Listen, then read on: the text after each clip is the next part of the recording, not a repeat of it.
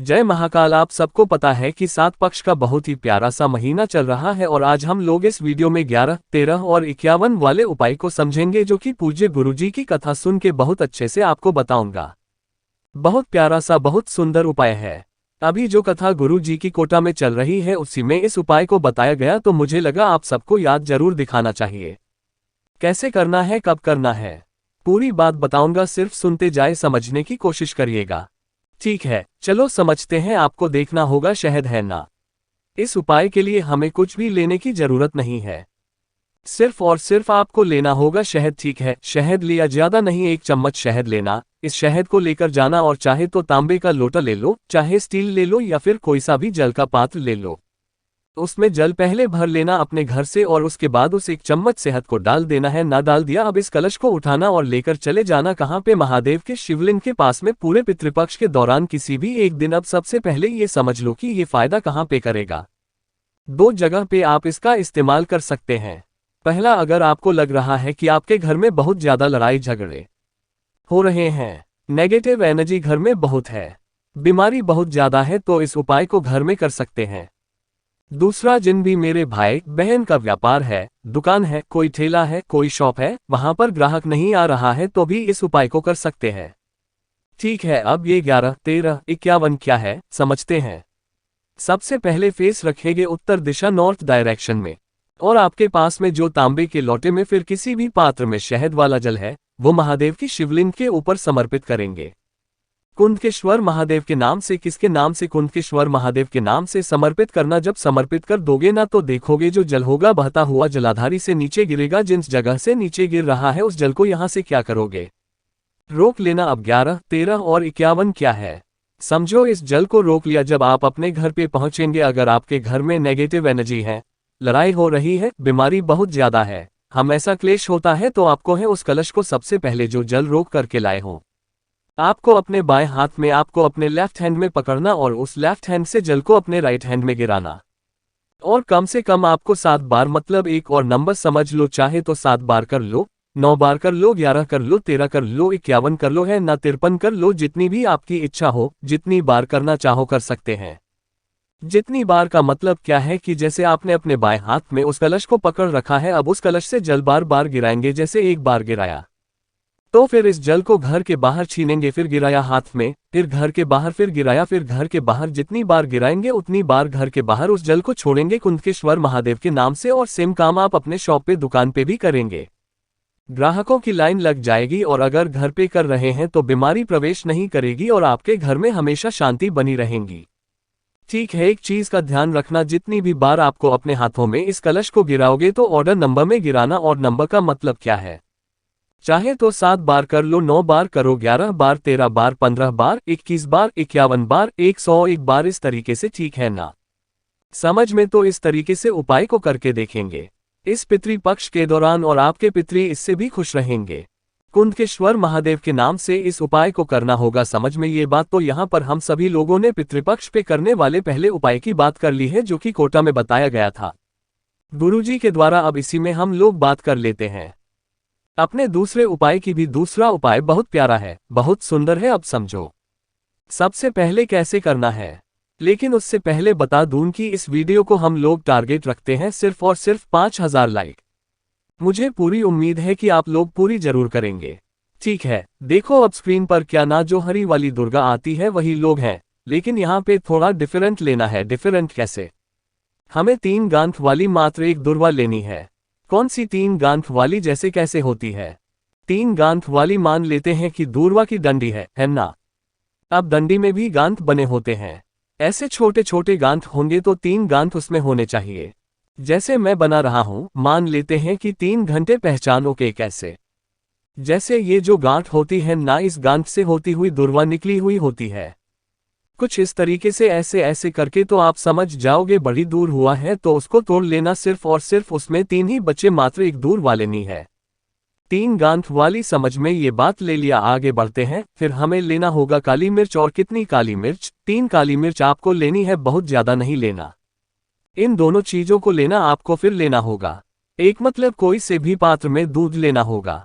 कच्चा दूध लेना, गौ माता का। ठीक है, गौ माता का कच्चा दूध लेना, जो मैंने आपको काली मिर्च दिखाए उस 3 काली मिर्च को डालेंगे इसी में, और जो मैंने आपको 3 गांठ वाली एक दुर्वा दिखाई है उसको भी इसमें डाल देना। इस कलश को उठाना और लेके चले जाना महादेव के शिवलिंग के पास में है ना। बहुत परेशान हो, बहुत सारे उपाय करके देख लिया, आपको लगता है चित्र दोष खत्म हो ही नहीं रहा है तो फेस रखना उत्तर दिशा नॉर्थ डायरेक्शन, और उस कलश का जो दूध वाला कलश है पूरा का पूरा महादेव के शिवलिंग के ऊपर समर्पित कर देना। महादेव का जो भी नाम आपको उस टाइम पे याद हो, और दुधेश्वर महादेव, कुंद के ईश्वर महादेव, हटकेश्वर महादेव, जो भी श्रमदेश्वर महादेव, जो भी महादेव के नाम से समर्पित करना हो समर्पित करना।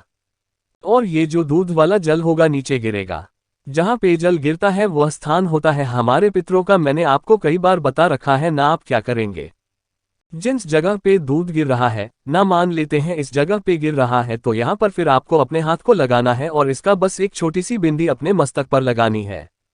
इससे आपके पितरों का आशीर्वाद आप पर बना रहेगा, कभी आपको परेशान नहीं करेंगे। बहुत सुंदर सा, बहुत प्यारा सा उपाय था, तो आप सबको जरूर करना चाहिए। अब इस उपाय को भी करने की कोई तिथि निर्धारित नहीं है, किसी भी दिन किसी भी वक्त कर सकते हैं, कोई दिक्कत नहीं है। बट करना का भाई सिर्फ और सिर्फ मैं ही करना, ठीक है। 2 उपाय समझ में आ गए, आगे बढ़ लेते हैं। इसी में अब हम लोग अपने तीसरे उपाय, जो कि बहुत सुंदर है और सबसे ज्यादा आसान उपाय, लेकिन उससे पहले एक छोटा सा काम आप सबको करना है, और वो है कि वीडियो को कर दीजिए लाइक। जितने भी भाई बहन मेरी समाज को पहली बार सुन रहे हैं, अचानक से चैनल पे आ गए हैं, तो चैनल को सब्सक्राइब कर लीजिएगा, ठीक है। हमें लेना होगा इस तरीके से गंगाजल है ना। आज के टाइम पे तो सभी के घरों में गंगाजल आसानी से मिल जाते हैं, तो आप गंगाजल लेना बहुत ज्यादा नहीं, थोड़ा सा, फिर एक तांबे का लोटा लेना। तांबे के लोटे में आप क्या करोगे, जो गंगाजल मैंने आपको दिखाया उस गंगाजल को डालना। कम मात्रा में गंगाजल है तो पहले जल भरो और उसमें 2-4 बूंद गंगाजल डाल देना, ठीक है। अब इसी कलश के अंदर हमें 2 चीजों को और डालना है। वह 2 चीजें कौन सी हैं ये देखो।